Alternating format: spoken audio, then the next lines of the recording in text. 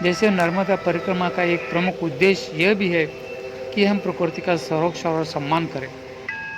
परिक्रमावासी नदियों में गंदगी नहीं करते, प्लास्टिक का उपयोग नहीं करते और वृक्षों को हानि नहीं पहुंचाते। वे यह मानते हैं कि माँ नर्मदा के हर कण में जीवन है।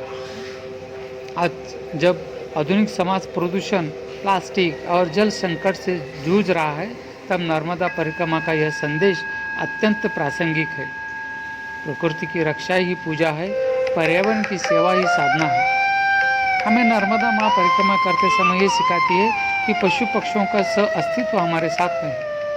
नर्मदा यात्रा में अनेक बार ऐसा अनुभव होता है कि पशु पक्षी भी मानव परिक्रमावासियों के साथी बन जाते हैं।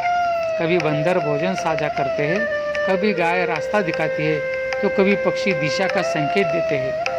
ये घटनाएं बताती है कि प्रकृति और जीव जंतु मनुष्य के शत्रु नहीं बल्कि सहयात्री है। ये घटनाएं बताती है कि प्रकृति और जीव जंतु मनुष्य के शत्रु नहीं बल्कि सहयात्री है। यदि हम उन्हें स्नेह और सम्मान दें तो वो भी हमारी यात्रा को मंगलमय बनाते हैं। नर्मदा प्रकृति और जीवन का संगम भी है।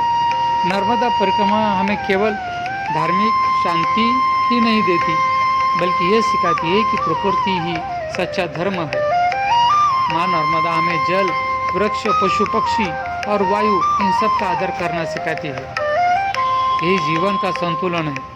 आज के समय में जब पर्यावरण खतरे में है, तब नर्मदा परिक्रमा जैसी यात्राएं हमें याद दिलाती है कि धरती हमारी माँ है, नदियाँ उसकी नसें हैं और पशु पक्षी उसके प्राण हैं। इसलिए हमें प्रण लेना चाहिए कि हमें नदियों को स्वच्छ रखें, वृक्ष लगाएं और उनकी रक्षा करें, पशु पक्षियों के प्रति दया और प्रेम रखें और प्रकृति के प्रति कृतज्ञ बने।